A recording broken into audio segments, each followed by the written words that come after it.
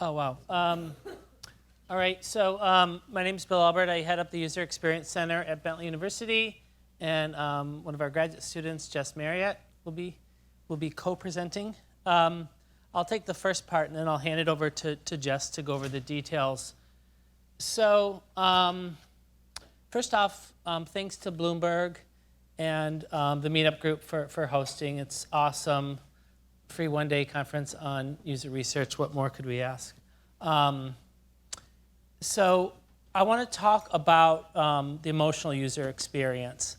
And I've been in the field for quite a while, and I've seen a lot of changes. Coming out of human factors engineering into usability, into user experience, there's sort of been this evolution in the research that we do. So for a long time, especially when I started, it was all about task completion and people getting things done, right? It was very kind of transactional.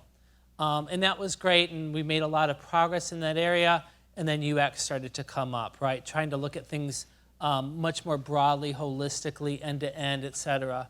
And one really core element of that is the user emotional experience. What are different emotions? And most researchers try to, or I believe, are looking at emotions in a very kind of very general way, like happy and sad, things like this. But what we wanted to do here is to kind of offer a case study on how to kind of dig deeper into the emotional user experience. And we're going to go through, and we want to make sure we have plenty of time for your questions because we're here to learn from you as well. And just keep in mind, this is kind of our first time kind of trying out this type of data collection and analysis. Okay, so in the course of our research for the last few years in emotional user experience, we've sort of identified kind of 6 different emotions, primary emotions related to UX. Now, there's a lot of other different emotions out there, but most of them have very little to no relevance in the UX or user research space. Things like jealousy and guilt. Hopefully that's not coming into your applications. There are some others that I don't have on here, like surprise and sadness or contempt that we'll talk about later. But what we have here is engagement, stress, joy, frustration, trust, and confidence. And if you think about these for a moment, there's some of these that are a little bit overlapping. So for example, when you're stressful or you're frustrated, you can feel stress, okay? And you know, there's issues when you lack trust, you might also feel stress. So there's kind of conceptual overlaps between these. We'll talk about engagement overall later, which is really kind of a roll-up or a cumulative effect of a lot of different types of emotions together. But these are, when I think about UX and primarily the emotional UX, these are kind of 6 dimensions that I think play a central role in most of, but not all of what we do. Okay, this is probably the most kind of quote theoretical slide I have, so bear with me. When we look at different emotions, there's 2 general kind of properties or facets that are really important. There's arousal, or what we think of as excitement, right? So it's kind of the magnitude or the strength of that particular emotion. So for example, happy is somewhere between calm and excited, right? It's sort of a mid-level, a midpoint of arousal, or tense might have higher arousal levels. Valence is kind of the negative to positive, like the general well-being of how you are feeling, okay? So happy can have a very positive, for most people, very positive valence. Intense, depending on the situation, can have a lower or more negative valence. And knowing one but not both of these from a research standpoint isn't that helpful, right? So some of the methods and the tools that we have do a good job of detecting arousal, but we don't know the valence. We don't know whether it was good or bad, right? And other things, we might know the valence, but not the arousal. So really the key here is to be able to understand both of these as it relates to a particular emotion. All right. So this is sort of a cheat sheet for you on different kind of methods, technologies to measure emotion. Now, there's some other things on here that I don't have. And then the associated kind of relevant UX emotions that they can capture. Okay? So the first is self-report, things that people are telling you about how they are feeling, or verbatim analysis, looking at verbal expressions or verbatim comments from surveys and things like that. You can essentially try to capture all the different relevant emotions like trust and confidence and joy, etc. But I'll explain later that there's a lot of specific challenges around relying on a self-report of emotion as a sole measure. Okay, it's important and useful, but it's not the only thing. Eye tracking, I've been doing eye tracking for a long time, and it's very useful in certain situations. As it relates to the emotional user experience, it's fairly limited because the only thing that we can really detect is engagement. Like, what are people looking at, right? Where are they visually engaged with an object or they're not? Okay, what does engagement mean? Does it mean that they find that annoying, they're confused, or they really like that, or they find it interesting or valuable? We don't know, right? We just know that it has some level of engagement. Facial expressions, which we're going to talk a lot about, is some really interesting new great technology to try to infer emotional state based on different facial expressions, how the different facial action units are moving in the face. And the 6 basic facial expressions that we're going to be looking at are joy, sadness, fear, anger, surprise, disgust, and contempt. Engagement, again, is kind of this roll-up or cumulative emotional response. GSR, skin conductance, these are sometimes you've seen people wear on their wrist or on their hand, is good for measuring stress. And this is an example of being able to measure an arousal or an excitement level without knowing anything about the valence, whether it's a positive or negative feeling, okay? And the last is behavioral observation. So this is where we can look at, observe behavior. So for example, engagement, one of the things is how you sit in a chair. Are you leaning forward? Are you slumping, right? Or what are the different actions you're doing on a particular application, et cetera, that tells us something about the level of engagement or potentially stress. So for our case study today, we're going to kind of consider these first 4. We didn't do anything with the behavioral side. Now I want to talk a little bit, and the next 5 slides will probably thoroughly convince you that this is all hogwash or something. But I think it's really important to identify the limitations and specifically the challenges in doing anything around the emotional user experience. And the first is emotions are really quick. They are fleeting. They happen in a second or less or a few seconds. And first off, you need an instrument that will be able to capture that very quickly, like facial expression analysis. But other instruments or tools like doing self-reports, right, or even sometimes verbal, isn't synced up with that level of frequency that emotions are happening, right? And so when you ask somebody, you know, overall, how did you feel? What were the different feelings you had?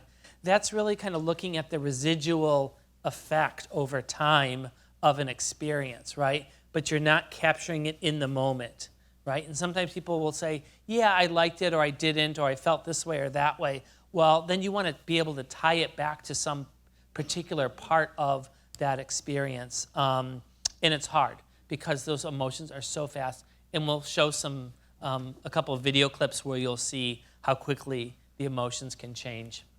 The second challenge is it is really contextual. So, you know, when when we did our research, there's people coming into our lab doing in all sorts of different moods and emotional states, right? Some people are much more quiet or much more expressive. Some people get nervous by being in a lab or a controlled setting.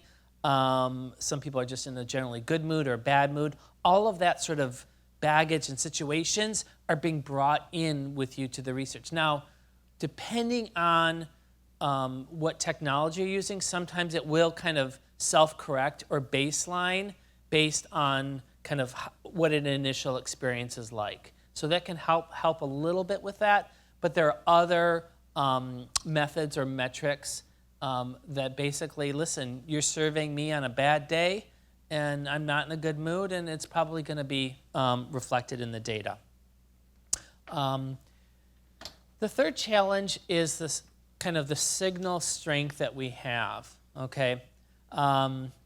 So most of the apps that we have are not really emotional. I worked in financial services for 7 years, and they're, it's transactional, where the emotional intensity is really low, if at all it's there, okay?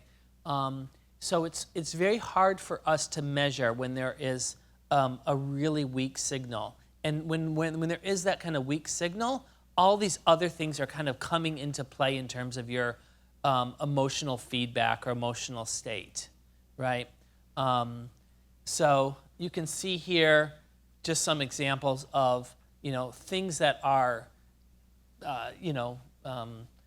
having a real big problem on a software, right? Probably doesn't register that much in terms of an overall emotional state, okay? So again, we're dealing for the most part with really a low signal. The next is content. So people react to the content on the screen or whatever the experience is, okay? So in the case, we're going to be talking about virtual dressing rooms in a few minutes. And in that case, people say, oh my gosh, I love this dress, or boy, this is a really good price, or that's way too expensive. They're reacting to the content and not sometimes the whole experience and the interaction. Or in the case of financial services, this used to happen all the time. The market would be up, and they'd be like, oh, I love this site. Look at how much money I have, or how the market is doing. Oh, yeah, by the way, I like the dashboard, too. It's kind of nice. And so there was so much reaction to the content. So the question is how do we sort of tease apart the content, which can be very dynamic and have nothing to do with you as a designer or researcher, with the things that you're actually responsible for, that you do have some control over. It's very difficult. And the last one is noisy data. So this is the classic wheel of emotion. I don't know if any of you have seen this, but it's very common, of all these wide range of human emotions at different kind of levels. And the problem is, this is really like this soup of all these different human emotions. Now, most of these probably aren't relevant for any of our work, but some are. And what is problematic, or what is challenging, first off, if we're trying to capture data about these particular emotions, we might have different definitions or understandings of those words, right? And secondly, there's a lot of conceptual overlap between these things. They're all kind of related, like, what was the one I looked at yesterday? Respected and valued. Those are pretty related, right? There's a lot of conceptual overlap. And respected and valued is part of this larger thing of being accepted, right? And so what sort of level of granularity do you go, and what's the conceptual overlap? And when you start throwing out, how do you feel about this or that, you don't really know whether how they're responding is how you have the same level of understanding. So just from a kind of a data validation standpoint, I think that there's a lot of concerns around this. Okay, so now I want to talk briefly about virtual dressing rooms. So, Jess and I, back in kind of early summer, we were trying to come up with a case study to explore emotional engagement. And we wanted to find something that would have potentially not such a weak signal. We wanted something that people would react to more emotionally. And we sort of stumbled upon this idea of virtual dressing rooms. There are certainly issues around body image, and there are also issues around privacy, data privacy. We thought, that's kind of two interesting kind of perspectives. And also, this is fairly new technology. It's really becoming much more commonplace, not just in websites or apps, but even in mirrors and things like this, installations in stores. So we thought, okay, let's look at it. Also, the irony in this whole dressing room thing is, first off, I hate to shop. I know nothing about women's clothes. I don't like trying on clothes. And occasionally my wife says I'm out of touch with my emotions. So it's like the perfect combination of a case study that is unrelated to anything about me. But I really like it because it was a way for us to kind of dive into the emotional user experience and something that we wanted to see if we could sort of kind of draw out and get more emotional feedback. So with that being said, I'm going to hand it over to Jess to walk us through the details of the case study, and then I'll be back later. Thank you. Yep. So we set out to measure emotional engagement using these virtual dressing rooms. And what we did was we really wanted to look into not only what our participants are doing, but we wanted to understand what they were feeling. So we wanted to go beyond our traditional methods of really looking at qualitative feedback. So we would look at comments or self-report survey data. And we wanted to see if there was an additional data source that could give us a more comprehensive picture of what was going on with our participants' emotions. So our first goal when we set out for our study was to gain deeper insights into the emotional experience, and we just wanted to really understand what our participants were feeling. And then second, we wanted to understand the value of the biometric data. So would this tell us an additional layer to our story? Would it tell us the same story? We really weren't quite sure, so we wanted to investigate. And then our third goal of the study was to develop best practices using this kinds of data, because it's a new and growing area. As Bill mentioned, we are seeing more and more in stores of these pop-up different virtual dressing rooms, so we want to explore the technology and see if we can measure the emotional experience. So as Bill mentioned, we use virtual dressing rooms, and I'll show you what they looked like in a moment. But what we did was we set the scenario that people, all of our participants were looking for a dress to wear to a friend's wedding. And we ran the study with 10 participants at the Bentley User Experience Center, and all of the studies were run in person. And we used female participants because all of these websites that we used for the virtual dressing rooms were specifically for females. And we ran the study using the iMotion software. So we did eye tracking, facial expression analysis, and we tracked the galvanic skin response, or we'll refer to it as GSR. And this software also offered us picture-in-picture videos, which we could use for the analysis, which was very helpful. And we collected survey results in Qualtrics. And as we went through the study, we really weren't concerned with usability problems. We would document them, but that wasn't the core purpose of our study. It really was to try and investigate emotions. So here is the first example of a virtual dressing room. And this one is Glamstorm. And basically, they all had the same general setup. So customers would come to the website, they would search for clothes, and then they would go and customize the model to match more their own body. So they would input their own body measurements so that it would resemble themselves more closely. And then they would try on the clothes and see if they liked it, and maybe that would drive them to purchase the item. But there was subtle differences between the 3 different virtual dressing rooms that we used. So this one with Glamstorm, there were more clothing options. You could choose different hairstyles based on celebrities, And actually, when you inputted the body measurements, it was in the metric system, which some participants were surprised about and weren't so familiar with. And then the second virtual dressing room was called Metail. And this one had some different functionality where you could change how the model would stand in different positions. When you inputted all of your body measurements, it would then tell you a recommended size. And some participants agreed or disagreed, depending on the results. And then also, this one had a preset number of appearances for the models. So there was basically 12 different skin color and hair color combinations you could choose from, whereas the other ones had allowed you to pick your own and put them together. So that was a different constraint for this virtual dressing room. And then the last one is virtual outfits. And this one had the least amount of clothing options.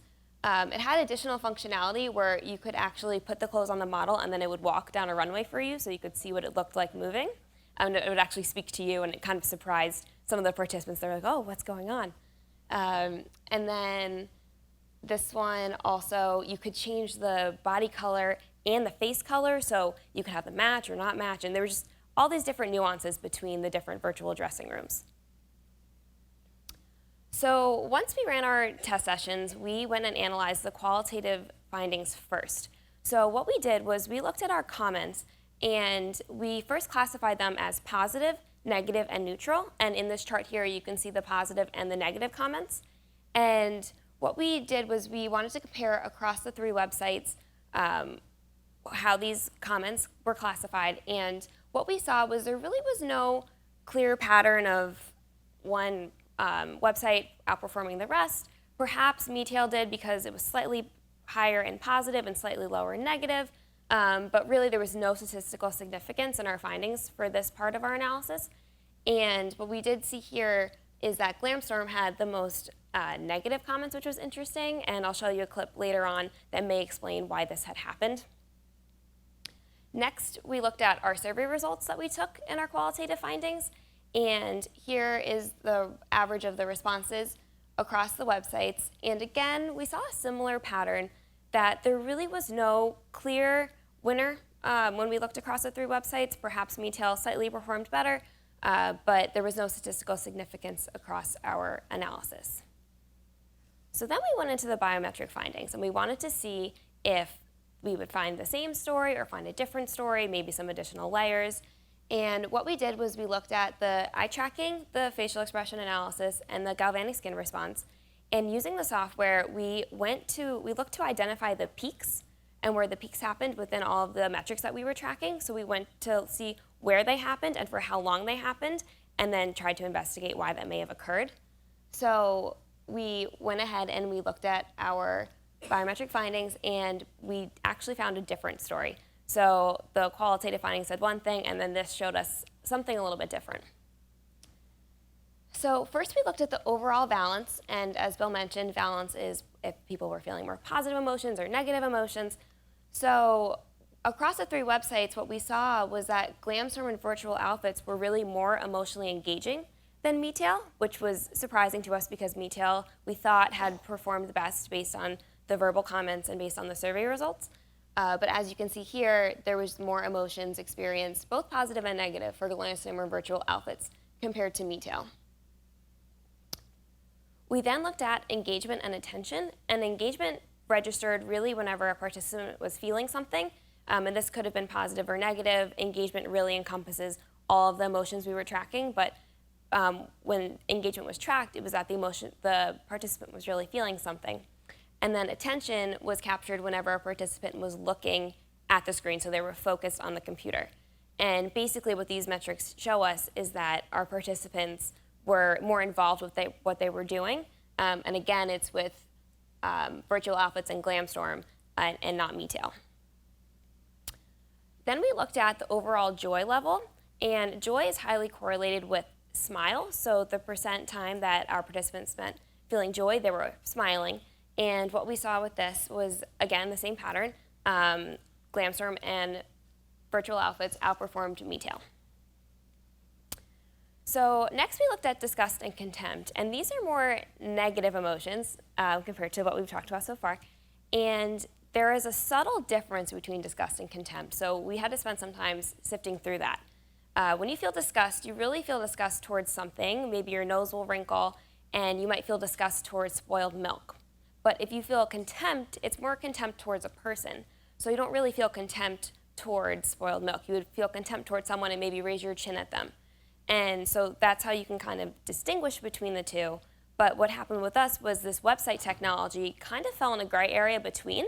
So yes, it was a website, which could be a thing, but then we had people on the website, so contempt. We really saw a mix of both. We saw some disgust and some contempt.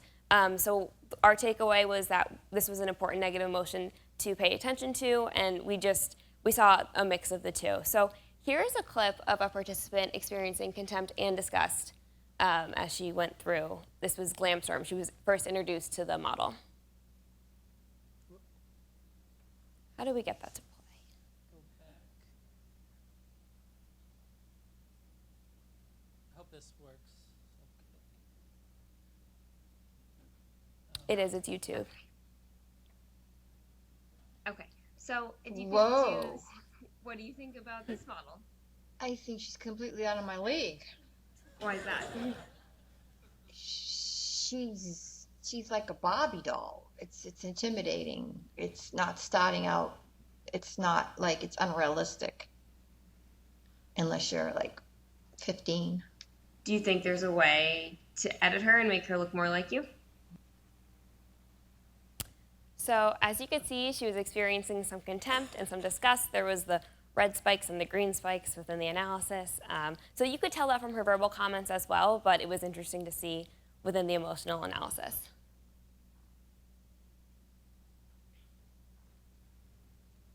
Yeah. What do you think about? Okay, so after we did our overall analysis, we looked at the segments.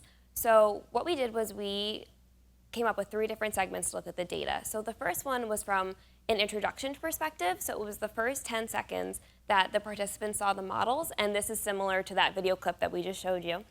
The second segment was the edit segment, which was whenever participants were customizing the model to look like themselves, and they would input their body measurements. And then the third segment was the try segment, and this was when participants were looking for clothing and then trying it on their model.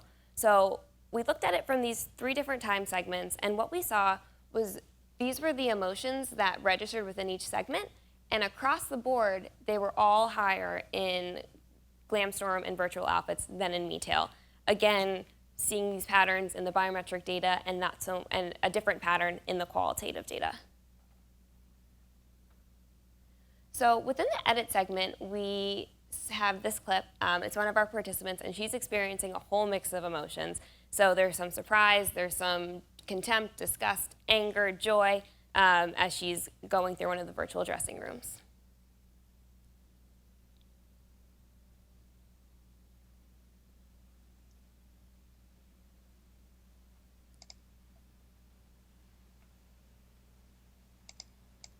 Oh.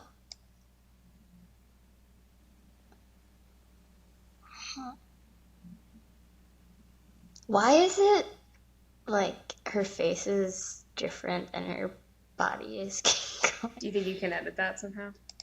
maybe? Oh gosh. Oh.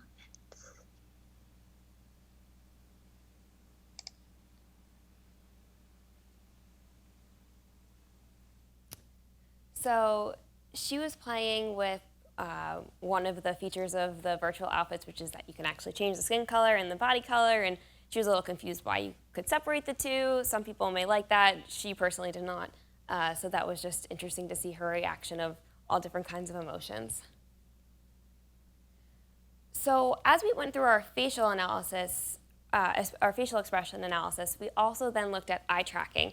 And as Bill mentioned, it's hard to tell from eye tracking what participants are actually feeling. You can see where they're looking, and then what we did was we saw where they were looking and used this to help us diagnose maybe why they were feeling something. So we saw where they were looking, maybe that triggered then the emotional experience they had. So this was really how we used eye tracking within our study, but we're curious to see how we could utilize it even more in future studies. And then for the galvanic skin response, this is an image of what participants wore to measure their skin conductance. So as Bill mentioned, for GSR, it's measuring the arousal that participants feel as they're going through the study. And you can't tell what they're feeling, but you can tell the level of something that they're feeling within this arousal. And what we saw from our results were we really didn't have any conclusive results. We tried to track the GSR in all 10 participants. 2 participants tracked incorrectly, so we had a sample size of 8. And in the end, when we looked at our chart, there was really no clear pattern that emerged. So we're curious to see how we can better utilize this in the future in other studies.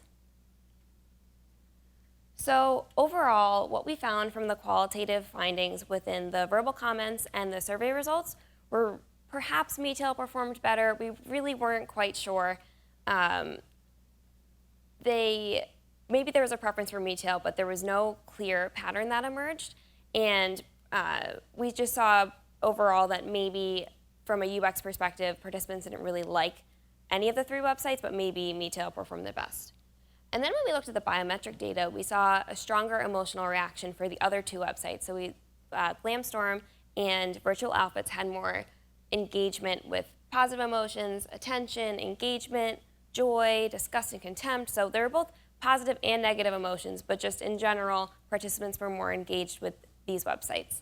So this left us as researchers to wonder why. Why is there a discrepancy between the qualitative findings and the biometric findings? And we think maybe it was because of the differences between the 3 websites. Some of the models had a different appearance, appealing more real versus others appealed more alien-like. There were different levels of clothing that you could choose from within each of the websites, different kinds of clothing, different amounts. They had different surplus functionalities. So I mentioned the one website, the model would actually walk and you could see them in the clothing. And in others, you couldn't do that. So we think this may have resulted in the different discrepancies that we saw. And overall, we really entered the study not knowing what we would find out. It was new software for us, it was new technology, and we really wanted to see if we could pull something from the emotional experience. And in the end, we saw that biometric data could add an additional layer of information, and we're excited to keep investigating it in the future. So with that, I'm going to pass it back off to Bill to talk about moving forward. Thanks. All right, so having done that, we learned some things. The first is around getting really good, clean data, and specifically how we would interact with the participants during data collection. And we wanted to have really minimal interaction with the participant. In fact, even going so far as to use a retrospective think aloud protocol. So basically having them just go through, finding it, and just being able to get a good clean capture of their biometrics, and then go back later retrospectively and say, okay, what'd you do here? What were you thinking at that point, et cetera. I think that gives us a much cleaner data set. And the second is, what does a smile really mean? And I don't know how you picked up that second video clip. Did you see the woman? She started to kind of laugh and smile when the body and the face didn't really match up. And it wasn't a smile out of happiness or joy, I don't think. I think it was more kind of more of a nervous smile or kind of humorous, thinking that it was, kind of a silly design quality of the site. So the software, the facial expression software, it's measuring. You can see all the different facial action units that it's measuring, right? And it sees a smile, but it doesn't know what you're feeling. And a smile can represent a lot of different emotional states, right? So I guess the bottom line there is to be careful with how you kind of interpret that. Also having a consistent context and controlling exposure time. To run studies, if you care about the emotional experience and specifically about getting good, clean biometric data, is to have a consistent context of use and also controlling the exposure time, that people basically are doing like the same thing on the same set of apps or sites or whatever for roughly the same amount of time, right? As Jess said, we're really still looking at GSR. I am not sure how much it provide, at least in this case, I'm not sure it provided much value. I think maybe in certain contexts where you don't care about the valence, you only care, are people engaged? Is there some level of excitement? Maybe if you're in gaming, that would be kind of an interesting way of measuring it. But I think for many cases, the GSR just didn't prove out to be too interesting. And also, it was really important for us to have the qualitative data, to be able to mine, to analyze their verbal expressions, as well as the survey data. So we wanted to kind of get these different lenses or perspectives on their experience beyond just the biometrics. So things to consider if your organization's thinking about, you know what, we recognize the importance of emotion as part of the user experience. And we need to do research. What should you think about? The first is ask yourself what emotions are most relevant for your organization. What are you designing for? Are you designing in a financial system? Are you designing for trust and confidence? Or maybe some other application, are you designing for delight? But really try to figure out not just positive, negative, or emotion, but think about what specific emotions does your organization care the most about? And then what will you do? How will you collect that data? What methods are you going to use, right? Now, we use the iMotions platform, but you certainly can capture a lot through kind of low-tech techniques like doing a survey or analyzing verbatims. And maybe even GSR is only a couple $100. So there are different techniques, obviously different methods to capture, but you need to kind of think through how are you going to collect the data, obviously. And then probably most importantly, how are you going to use that data to inform your product strategy or your design? So once you know that, how are you going to use it, right? And specifically, being able to tie it to certain parts of the experience. That's why in our case study, we wanted to look at, all right, what happens when you're editing your model versus you're trying on an outfit, or the first time you see the model. So we kind of took these chunks to see if we could kind of figure out what was driving, for example, a lower engagement with Metail or more negative comments on Glamstorm, right? So how are you going to use that to kind of drive your design forward? And tips for success. Okay, so first, use more than one metric to measure a single emotion. If you can, try to, I'm a big believer, I'm a data quant researcher, is triangulate and use more than one metric to look at the same emotion. And then try to capture a wide variety of emotions. Don't just say, we only care about measuring happiness, and that's it. I guarantee you, whatever your product or your organization is, there's probably at least 3 or 4 relevant emotions that you're trying to design for. Try to capture as kind of a broad part of the emotional user experience landscape as you can. And then don't take too thin a slice.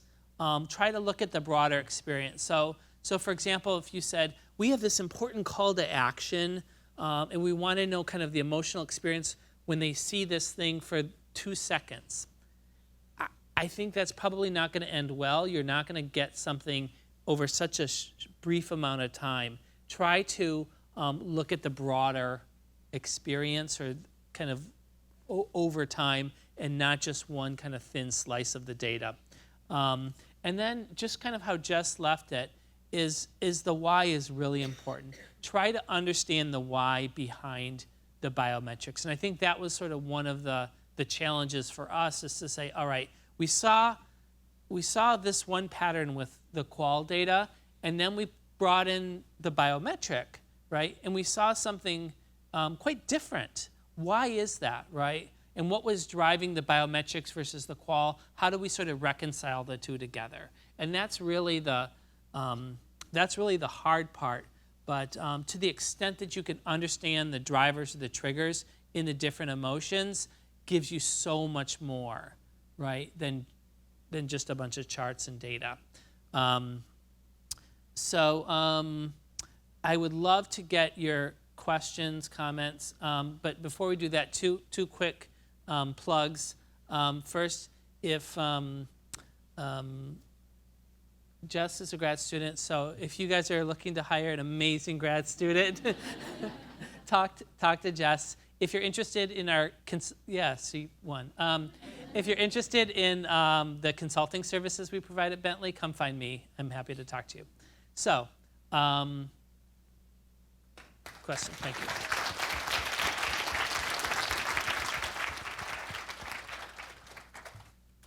Yes. Thank you very much. That was a very interesting study.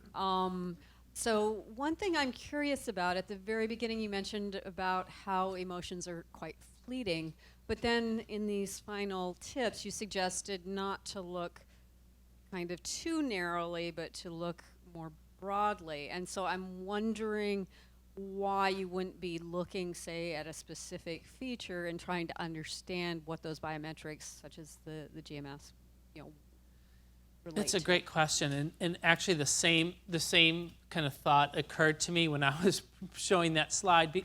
And the reason those two things, they don't contradict each other, because so the emotions are so fleeting, but they're so kind of idiosyncratic that I don't trust the data in a really thin slice. So if we just looked at one, like in one of, do you want to talk about the introduction segment that we looked at? In what way? In terms of the data that we captured data in like the first 10 seconds that they saw. It was very, we didn't really trust the data when it was in a very brief exposure time. That's why we feel more comfortable with the data like over minutes instead of a few seconds, just because the emotions change so quickly. So. Yeah, what we saw when we did that was there really wasn't much to be told from that story. The 10 seconds went by a lot quicker than we thought. And in hindsight, we almost wish we had extended that 10 seconds to maybe 15 seconds or 20 seconds. So it can be helpful to look at different blips of information, but I think it really depends on the context and what you're trying to look at. I'm holding the other mic.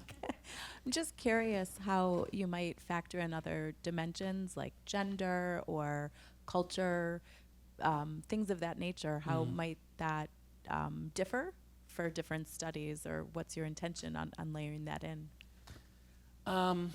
Yeah, so our study was small sample size, only women. We did people from different cultural backgrounds, but it didn't really matter that much because it was such a small sample size, and we weren't trying to infer to other populations, et cetera. I have no doubt it would be different. Yeah, I think that's really important if you're trying to generalize to different markets, different groups, et cetera. I think it's really important to have a really pretty large, pretty diverse set of participants. Yeah, I don't know. Yeah, I think the technology is still evolving, and using the software that we have now, I think it's just everyone's job to do the best they can with what exists, but I do think that the technology will be growing, and hopefully we'll get better discerning between different differences of people like that. Yeah, but I think it captured the data. I think there wasn't any aspects of anybody where it wasn't capturing the data. So.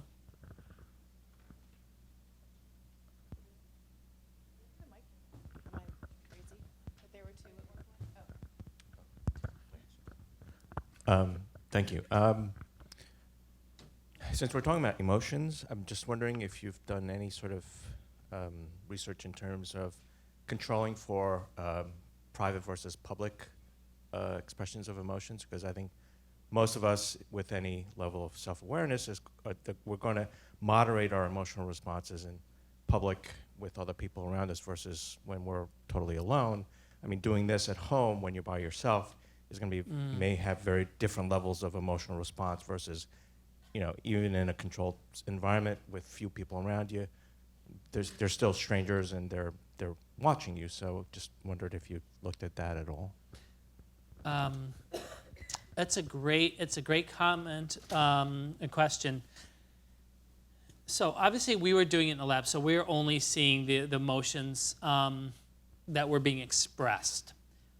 With that said, though, I believe that there's some emotions that some people don't have much control over in terms of, like, if all of a sudden I show you something, your eyes are going to get big. There's an element of surprise, right? Just like in eye tracking and eye movements, things that are moving, we're just going to naturally look at. So I think there's a certain amount of control to that. But to me, the more interesting question is around all the emotions that we feel that don't have an associated facial expression, right? Trust, confidence, even frustration doesn't have a signature facial expression, right? And we're not capturing that with any of the facial expression analysis. That's why the only way we're going to do it is through other means. And I think there's probably a lot going on deep inside that we can't, unless they're saying it or indicating it on a survey, there's no way to know. I have a question, 2 questions. So first one is about facial data. Is there a way to control for someone with perpetually resting unhappy face, or like with older population? I would imagine like older population might have wrinkle around their nose. And my other question is about GSR. Is there any correlation between GSR and, for example, engagement or attention? Okay, so the way the software works for facial expressions is it basically does kind of a calibration. So in maybe the first 10, 20, 30 seconds, you see things going up and down, and then things kind of get leveled to what your kind of baseline face is, right? So if you kind of, some people might look like they're just always kind of in a sad mood because of just the way their lip corners are kind of down, and then they just go up a little bit, it's going to register much higher for joy. So it's all kind of relative to that individual. I haven't gone into the weeds and the algorithms and how that works. It's kind of their secret sauce. So I just have to take it at its word. But it should kind of calibrate for each individual or baseline. And then the second question was? About GSR. About GSR as it relates to? And any correlation between GSR and other variables? Well, GSR measures the arousal, and when we look at the peaks in the facial expression analysis, you can see how much joy or how much sadness someone is feeling, and the peaks will get bigger or smaller depending on how much. So I'm assuming that the GSR, it measures your arousal, and that is funneled into the facial expression analysis because the webcam is registering your facial actions, and then the arousal is being measured with the GSR, and it can all accumulate together. Yeah, and in some ways you can think of the engagement, which is kind of like any emotion that the facial expressions capture, is being correlated or related to the GSR, which is just sort of that measure of arousal. But it's not as strong of a correlation as I was hoping. Yeah. I have a question. This is so interesting. Thank you for your presentation. At my company, we actually always talk about designing for tone scale.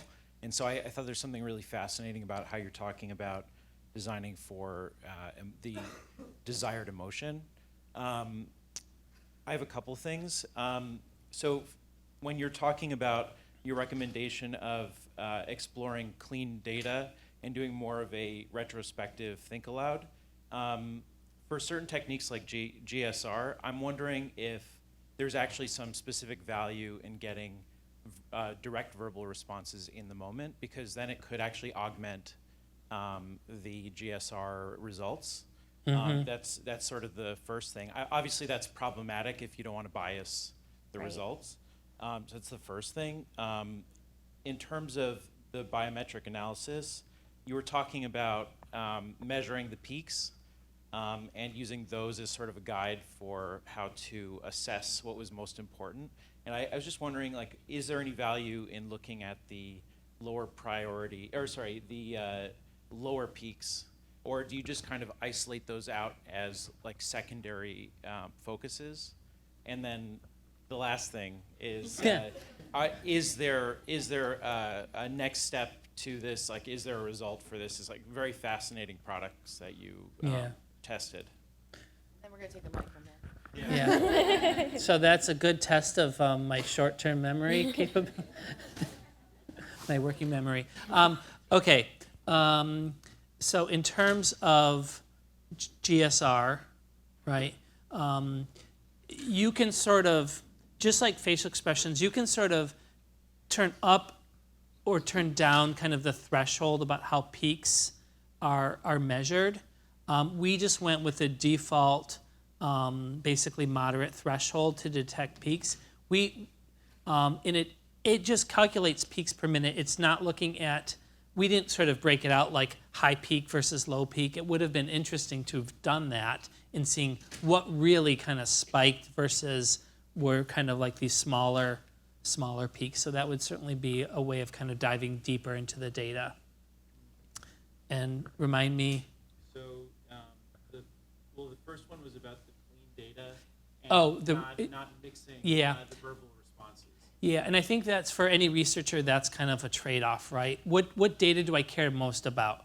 If I'm saying I really want really good, reliable biometric data on the emotional experience, I might use retrospective think aloud to make sure I have that clean data. But if I want to kind of balance the two and really be able to get the reactions, kind of the insights to better understand the why while it's happening, then I might say, let's do think aloud with very minimal prompts, almost like you're a robot. What are you thinking?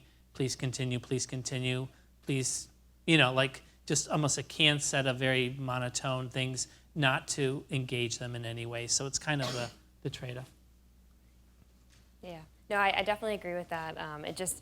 With much of user research, it all depends on your context and what you're looking for. So I think with the clean data trade-off, it's really, do you want to see their reaction without you interrupting them, or is there value in you trying to hear their voice and to hear what their thoughts in the moment? And then with the peaks themselves, if you're seeing high peaks, and maybe you're interested in why they're peaking, maybe you expected to see high peaks, but you didn't, and so there's low peaks, and then you're interested, why did that happen? So to your second point with the peaks, I think there is value in looking in the peaks and where they occur, where they don't occur, where you expected them to occur, all of those aspects. All right, we have time for one more question from the back, and then just as a reminder, Bill and Jessica will be available for questions in some of our breaks and breakout sessions. Hi, Bill. I think your wife's going to be really happy because I think you can now understand what she means when she's smiling and what that smile means. So that's awesome. I'll relay that, yes. So I think my question is, first of all, this is amazing, the study that you guys are doing. For me, it still feels that it's a bit of like, you try to measure and understand the reaction that everyone's happening. At some point, is there a study done at your end or feedback given back to these companies as to like why the people are reacting the way they are? Because obviously there are emotions or there are certain levels of security, insecurity, confidence, body shaming, how you feel, esteem, inferiority or superiority. So I feel like for someone to see a virtual body, why are you happy and why are you not has a lot to also do with how you feel about yourself. So I guess I'm trying to understand, is that something that you all take into account, or you go back to the client and say, well, that's something you need to find out so you can make a better, maybe, a virtual person, or the person who's wearing just what she is, she needs to look a little so-and-so. I don't know. So yeah. Steady. It's a really insightful comment, and that's sort of what when I was trying to talk about the challenges. One of them being things are so contextual, right? So if you have issues around body image or esteem, that's all being brought into how you're interpreting that, right?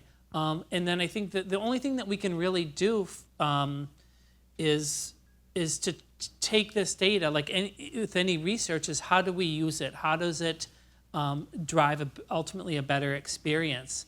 But still keeping that in mind and trying to understand, hey, listen, there's some people that might not be thrilled with their body, that might not have a body. So why are you showing a model that is for almost everybody unattainable? And why don't you start off with something more realistic? Or we didn't show you, but sometimes how you edited the model made these proportions look really not exactly realistic. And so things like that should hopefully, I mean, we did this, we didn't do this for a client project, so maybe we'll share this with the companies, but we did it more as kind of a case study to try to learn. Yeah. So. Yeah. Thank you very much. Thank you.